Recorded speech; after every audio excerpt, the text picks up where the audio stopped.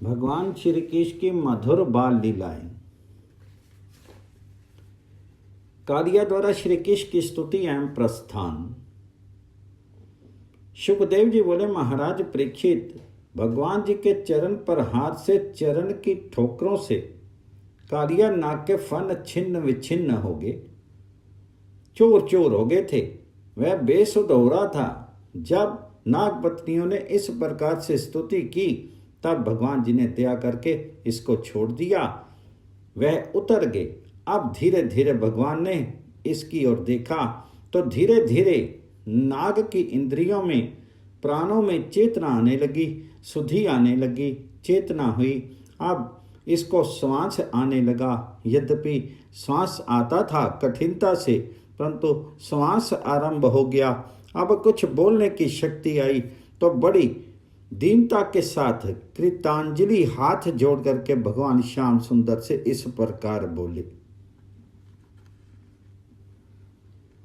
कालिया नाग ने हाथ जोड़कर बड़े दैन्य भाव से, बड़े दीन स्वर में कहा, भगवान हम तो जन्म से ही दुष्ट हैं। एक में तो दुष्टता है, पीछे से किसी बुरी संगत में आ जाती है, वह आगंतक दोष होता है। इसने कहा, महाराज हम में तो जन्म से दुष्टता है। तमोगुणी स्वभाव, बदला लेना सांप का स्वभाव होता है।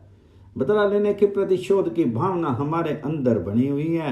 मुझ में साधना है नहीं और आपकी कृपा का अनुभव हमने किया नहीं। दो प्रकार से स्वभाव बदलता है, नहीं तो बदलना बड़ा कठिन है। एक तो तीव्र विपरीत साधना से, जिस प्रकार का स्वभाव है उसके विपरीत अभ्यास करें, तीव्रतर तो धीरे धीरे नवीन अभ्यास उसका स्वभाव बन जाएगा। दूसरे, भगवत कृपा से, भगवान जी की कृपा से सब कुछ हो सकता है। नाग ने कहा कि भगवान हमने साधना तो की नहीं और आपकी कृपा का आश्रय लिया नहीं, इसलिए हम जैसे जीवों के लिए स्वभाव का बदलना कठिन है। स्वभावो दुस्त्यजो नाथ, स्वभाविक की स्वभाव का त्याग बड़ा कठिन है। और इसी कारण से लोका नाम यद सदग्रह, बुरे बुरे कामों में जो आदमी फंस जाता है, दुराग्रह में उसका कारण है उसका बुरा स्वभाव। स्वभाव बदलने की चेष्टा होती नहीं और स्वभाव के अनुसार उसके द्वारा क्रिया होती है, जिससे बुरा बुरा काम, बुरा बुरा आग्रह उसके जीवन में आ जाता है और पतन हो जाता है। हे विश्व विधाता, ये सब भी आपके गुण हैं। भगवान तमोगुण कहाँ से आया? ये स्वभाव, वीर्य, बल, ओज, योनि, चित्त, आकृति, इसका जो गुणों के रज से निर्माण किया गया है, इसके विधाता तो आप ही हैं भगवान। ये किसने किया? हम सर्प क्या आपकी दृष्टि से बाहर हैं? हम सांप भी आपके ही संसार में हैं। हम लोगों के भी विधान करता, निर्माण करता आप ही हैं। हम तो जन्म से पैदा ही हुए हैं क्रोधी। जब बच्चे थे तभी हुंकार मारते थे हम। तो महाराज हम दुस्त्यज माया का त्याग कैसे करें?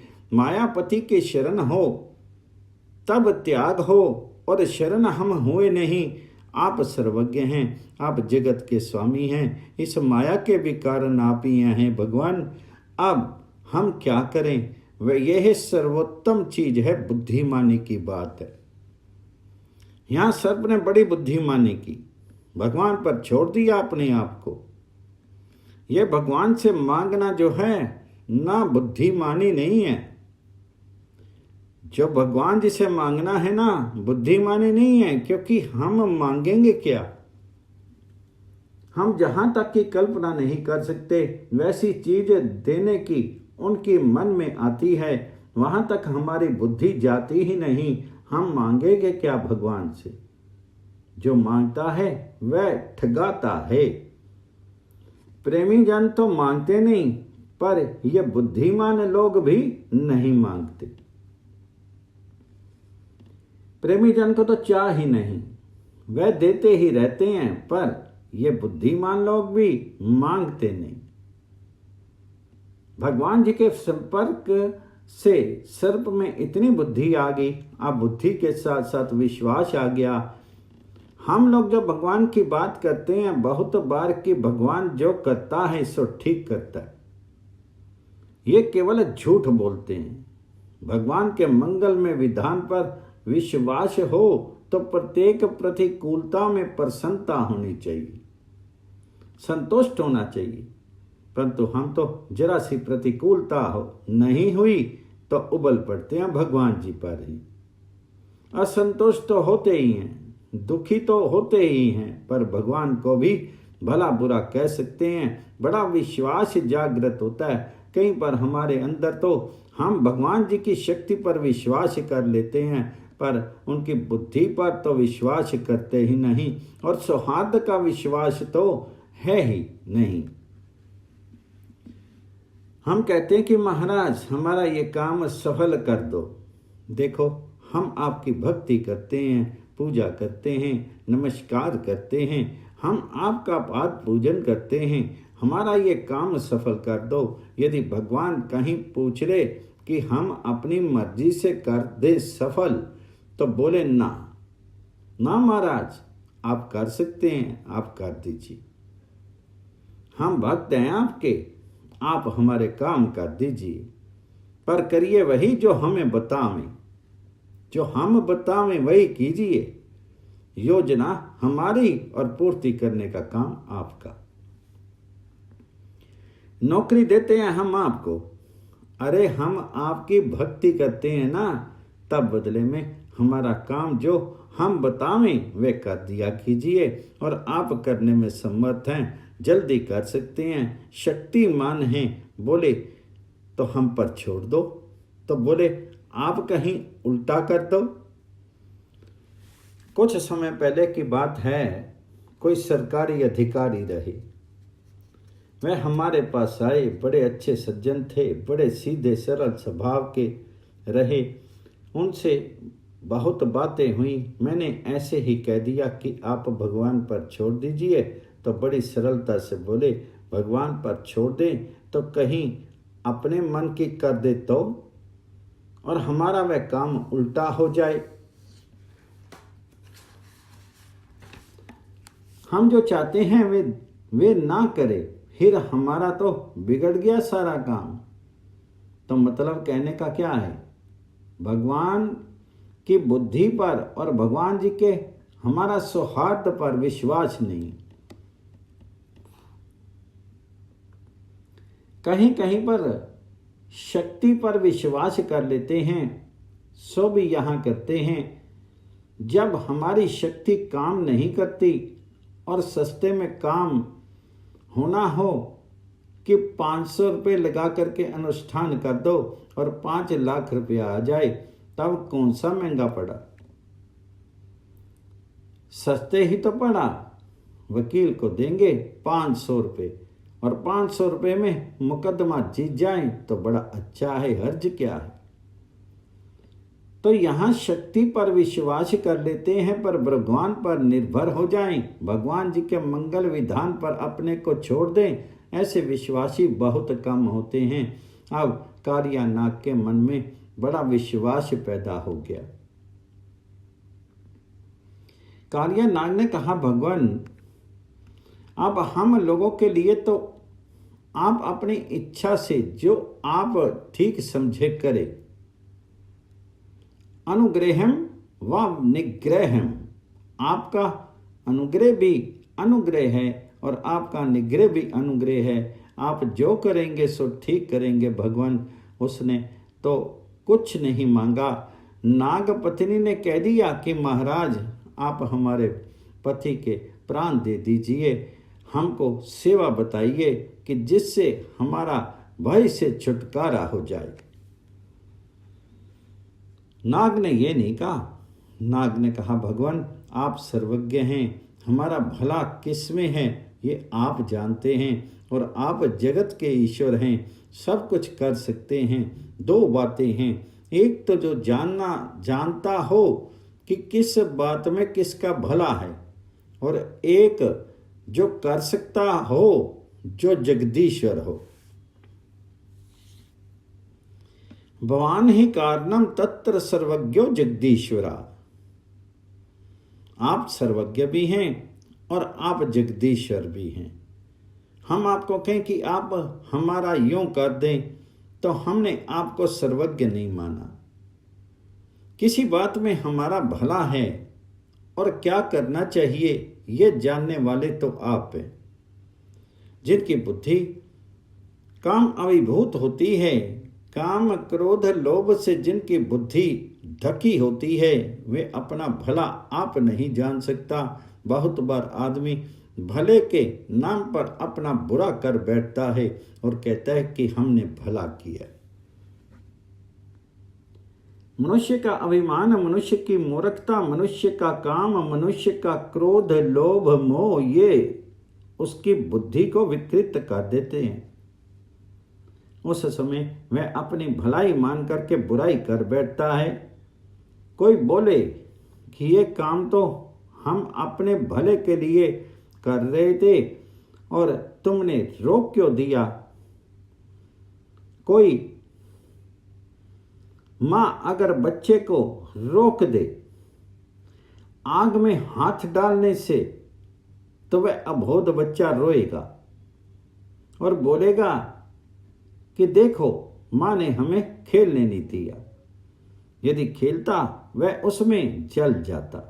माँ ने अच्छा किया, पर अबोध है ना, अतः मंगल किस बात में है इसको वह जानता है जो सर्वज्ञ है। हम नहीं जान सकते। हम तो बहुत बार संहार को खेल मान लेते हैं। भगवान खेल तो ठीक जानते ही हैं, बस भगवान पर विश्वास हो जाए।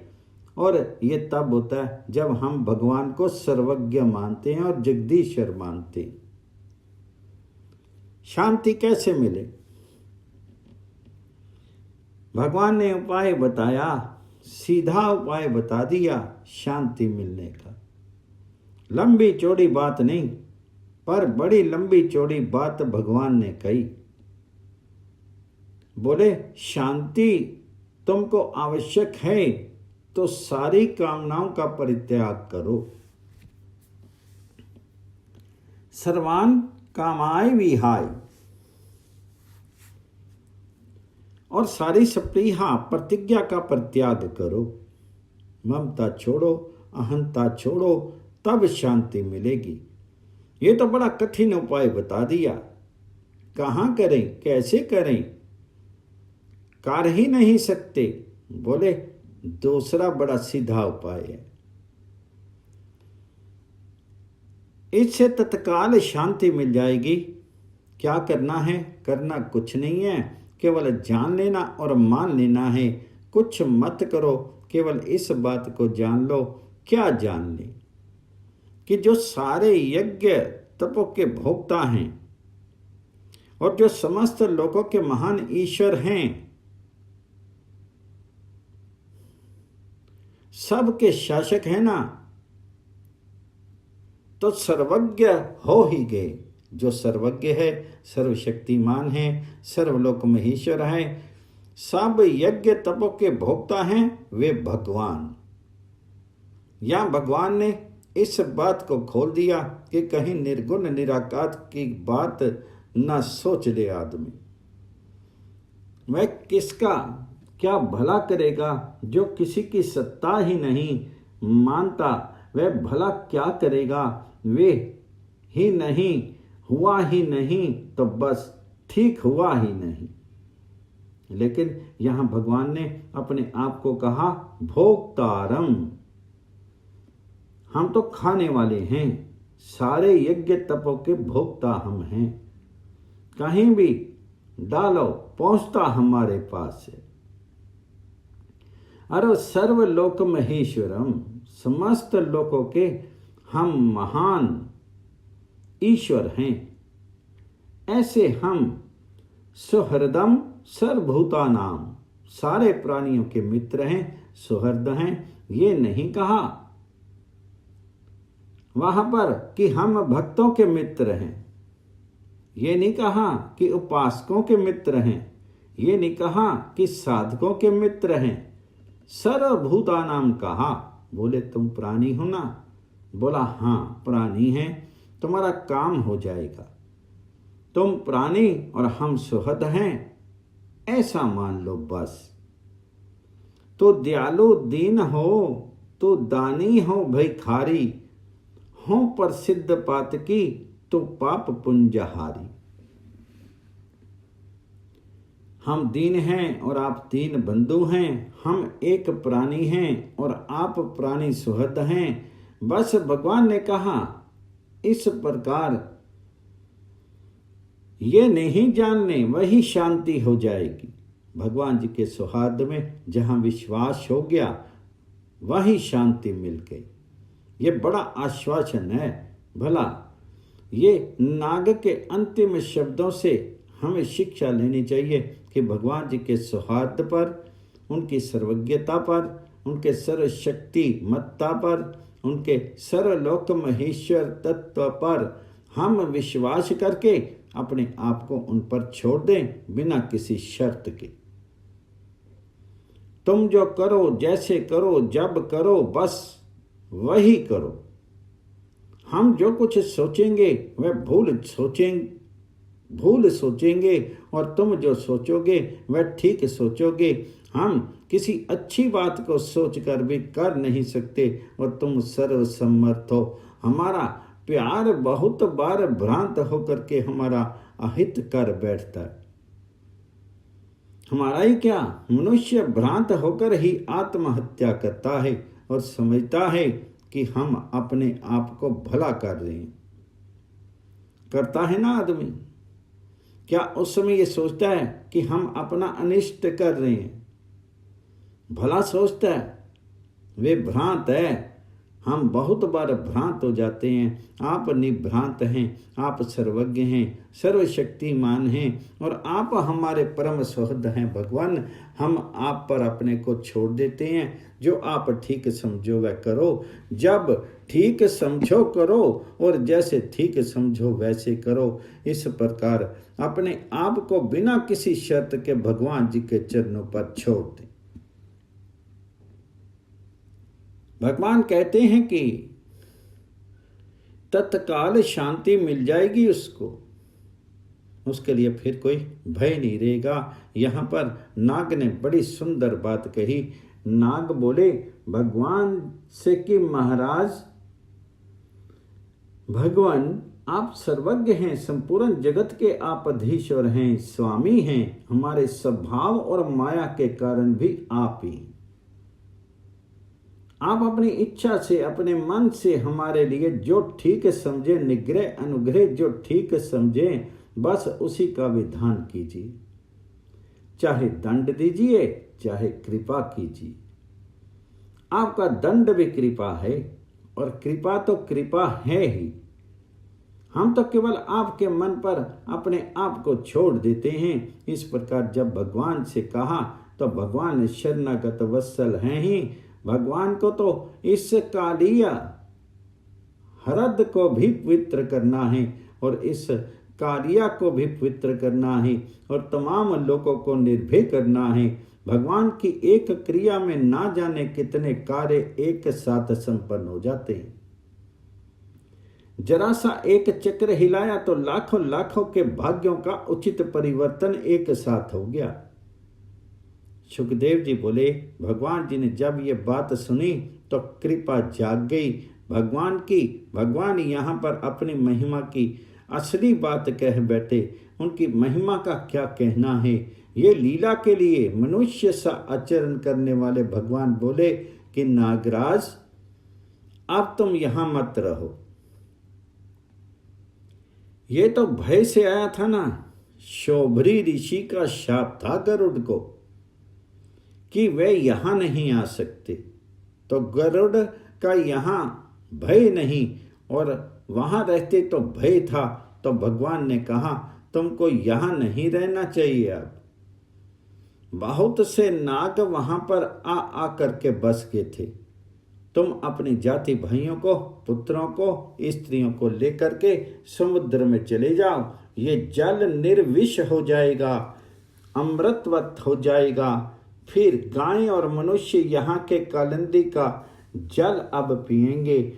अब नाग पत्नियों की और भगवान जी को जरा श्रीमुख किया, दृष्टि फेरी और नाग से कहा कि तुम ये संदेह मत करना कि तुम्हारे अंदर कोई पाप कलुष रह गया है।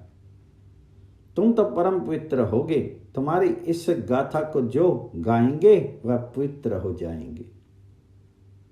नागराज, मैंने जो तुमको आज्ञा दी है, इस आज्ञा का जो सुबह शाम दोनों समय स्मरण कर लेगा और कीर्तन करेगा, उसको सांपों का भय तो रहेगा ही नहीं, जगत का भय भी नहीं रहेगा। सारा जगत सर्पी है, विष के समान काटता है। कहते हैं कि उसको सांपों से कभी भय नहीं होगा, और केवल वही नहीं, वह मनुष्य ही नहीं, सभी भय मुक्त हो जाएंगे। मैंने जो ये कालिया हरद में खेल किया है, नाच किया है, जो लीला की है, क्रीड़ा की है, भगवान जी ने कहा मैंने क्रीड़ा की है, दंड नहीं दिया है। इस कालिया दह में जो मैंने क्रीड़ा की है, इसमें जो पुरुष स्नान कर लेगा और इसके जल से जो देवताओं का पितरों का तर्पण करेगा और उपवास करके मेरा स्मरण करते हुए यदि पूजन करेगा, तो वह सारे पापों से मुक्त हो जाएगा, पितर भी मुक्त हो जाएंगे। तो भगवान जी ने कहा, मैं जानता हूं कि तुम गरुड़ के भय से रमणक द्वीप को छोड़ करके यहां बसे थे। जिस भूमि पर भगवान जी के चरण चिन्ह अंकित हो जाएं, वहां से सारा भय चला जाता है। भगवान ने कहा, नागराज, तेरे शीर पर तो मेरे चरणों के चिन्ह उभर आए हैं। मेरे चरण चिन्हों से तुम्हारा शीर अंकित हो गया है। अब क्या गरुड़ आवेगा वहां तुमको खाने के लिए? निर्भय हो गया तुम। अब ये कितनी बड़ी सुंदर चीज है। ये भगवान जी के चरण उसके शीर पर अंकित हो गए। ना मालूम कहीं कहीं टिके, किस किस फन पर टिके, एक दो बार नहीं कितनी बार टिके। भगवान की इस आज्ञा को सुन करके नागराज कृतार्थ हो गया। उसका तमाम विष निकल गया, स्थूल शरीर से और मन का विष निकल गया। यह भोगवांछा, भोग स्पृहा, यह मन का विष है। यह विष निकल गया, वह निर्विष हो गया, अमृतोत्तम हो गया। असली अमृत उसे प्राप्त हो गया। असली अमृत है भगवान जी का प्रेम अमृत। भगवान की प्रीति उसे प्राप्त हो गई। सुखदेव जी बोले कि भगवान श्री कृष्ण की लीला बड़ी अद्भुत है। बच्चों ने तो देखा कि सांप लपेट लिया श्री कृष्ण को, तो ये न मालूम क्या होगा, सांप ने काट लिया। नंद बाबा यशोदा मैया सब दुखी हो गए, दौड़े आए और कूदने को तैयार हो गए। उधर उनको ये लीला दिखाई, इधर नाग पत्नियों की इच्छा पूर्ण की, नाग को निर्विष किया, अमृत में बना दिया और यहाँ के जल को, हद को परम पावन बना दिया भगवान ने। अद्भुत कर्मना, भगवान अद्भुत कर्मी हैं, उनकी लीला बड़ी अद्भुत है। भगवान से जाने की आज्ञा पा करके अब कालिया नाग ने और उसकी पत्नियों ने आनंद में भर करके बड़े आदर से भगवान जी की पूजा की। तम पूज्य मास मुदा नाग पत्तन्यश्च सादरम, दिव्य वस्तुएं उनके पास थी। भगवान जी के समीप आई हुई वस्तुएं दिव्य हो जाती हैं अगर भगवत भाव रहता है। पत्थर को पूजने वाले की दिव्य नहीं रहती। किसी मूर्ति को पत्थर माने और भावना को भूखा माने तो उसका भगवान भोग ही स्वीकार नहीं करते, थाली में धरा रह जाता है। जो भगवान खाने वाले हैं उनके भोग को भगवान खाते हैं। जो भगवान बोलने वाले हैं उससे भगवान बोलते हैं। जो भगवान चेतन हैं वे भगवान चेतन हैं। एक भक्त रहे, वह किसी कामना से पूजा करते थे गोपाल जी महाराज की, और गोपाल जी को मानते थे पत्थर की मूर्ति। पूजा करते थे, कुछ हुआ नहीं तो किसी ने पूछा कि किसने बताया है, गोपाल जी क्या करेंगे, देवी जी की पूजा करो तो काम बनेगा। अब वहाँ तो काम बनने से मतलब है, देवी जी हो चाहे गोपाल जी हो, चाहे ये दोनों ना हो और चोरी करनी पड़े, अपने को तो काम करना है ना। चोरी क्यों करता है आदमी, सकामी होकर के करता है। उपासना से नहीं हुआ तो खुशामद से करो, उससे नहीं हुआ तो व्यापार से करो, उससे नहीं हुआ तो नौकरी से करो, उससे भी नहीं हुआ तो चोरी ही करो, काम करना है अपने को। उन्होंने गोपाल जी महाराज जी को उठा करके ऊपर रख दिया और देवी जी की पूजा करने लगे। पूजा में सब किया, तब जब धूप रखने लगे तो धूप का धुआं ऊपर गया। तब उनके मन में आया कि ये तो सूंघ लेगा, गोपाल बैठा है ऊपर, तो ये सुगंध देवी जी को आएगी नहीं, वह हिस्सा बटा लेगा। तब रुई लेकर के गोपाल जी के नाकों में ठूसती, रुई ठूसी तो गोपाल जी बोले, अच्छा भैया वरदान मांगो, हम प्रसन्न हो गए। जब बोला, महाराज ये आपने पूजा की बड़ी नई पद्धति बताई, अरे पूजा की, उपहार दिया, नैवेद्य लगाया, फेरी वेरी दी, हाथ जोड़े, स्तुति की, तब तो बोले ही नहीं, और नाक में रुई ठूसने से बोल उठे। बोले, तब तुम पत्थर मानते थे, सुगंध आएगी चेतन की, पत्थर को तो आवेगी नहीं।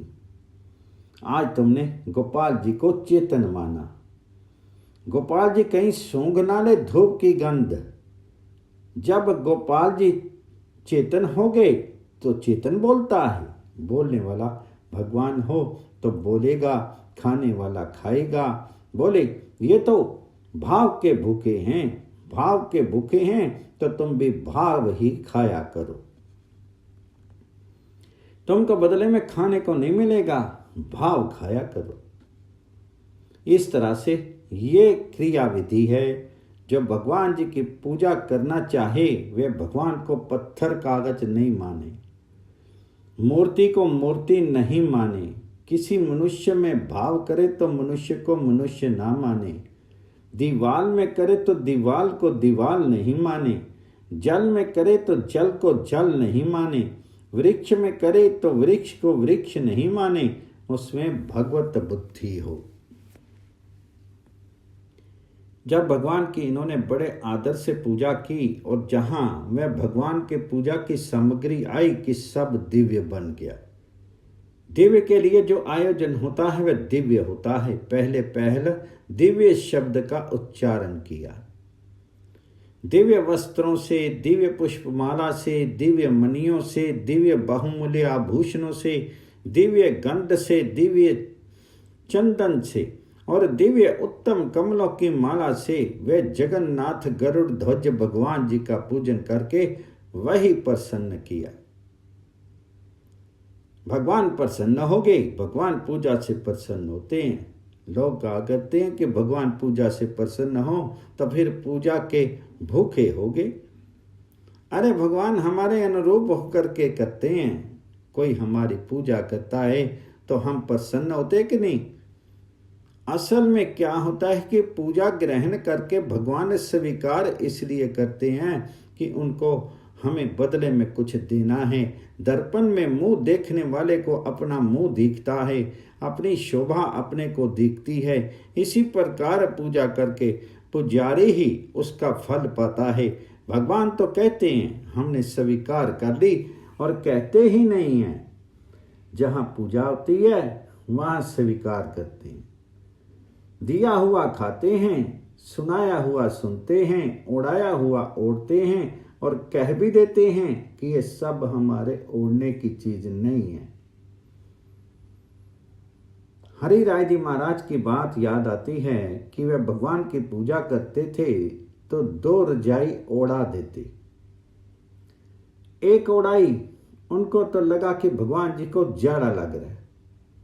रात को भगवान ने कहा कि हम जाड़े से मर रहे हैं। अब वहां कोई ज्यादा बुद्धिमान होता तो कह देता कि जितना ओढ़ाया ओढ़ते हैं, भगवान जी को थोड़े शीत लगता है, हम तो ओढ़ा देते हैं क्योंकि ये पूजा की विधि है, उनको शीत थोड़े लगता है। ऐसे तो भगवान को शीत नहीं लगता तो रजाई नहीं ओढ़ते। रजाई ओढ़ने वाले भगवान जी का शीत लगता है। भूखे भगवान को भूख भी लगती है। भगवान की पूजा की विधि में ये विशेष बात है। भगवान प्रसन्न हो गए पूजा स्वीकार करके। इसके बाद उन लोगों ने बड़े सुंदर भाव से भगवान जी की बड़े प्रेम और आनंद से परिक्रमा की, फेरी दी, भगवान की वंदना की और फिर भगवान के हाथ जोड़े। ये भगवान ने कहा बस तुम जाओ, भगवान की आज्ञा। अब वह भगवान की आज्ञा मानते हैं, भला उल्टा काम नहीं करते। बस भगवान की अनुमति प्राप्त की। फिर सुखदेव जी बोले कि इस प्रकार से भगवान की अनुमति जब प्राप्त हो गई तो वह अपनी पत्नियों को, पुत्रों को और बंधु बांधवों को लेकर के जो समुद्र में रमणीक द्वीप नाम का सर्पों का के रहने का स्थान है, वहां के लिए इसने यात्रा की। ये लीला मनुष्य भगवान श्री कृष्णचंद्र की कृपा से जमुना जी का जल केवल विषहीन ही नहीं हो गया, भगवान जी ने नृत्य किया तो इसी समय यह भगवान के अनुग्रह से सामृत जला हो गया। यह निर्विष ही नहीं हो गया, अमृत के समान मधुर हो गया, अमृत हो गया। इसमें स्नान करने वाले अमर हो जावें, कभी नहीं मरे, ऐसा जल हो गया और बड़ा सुंदर जल हो गया। भगवान की ये लीला पूर्ण हुई। बोलो कृष्ण भगवान जी की जय। बाल कृष्ण भगवान जी की जय।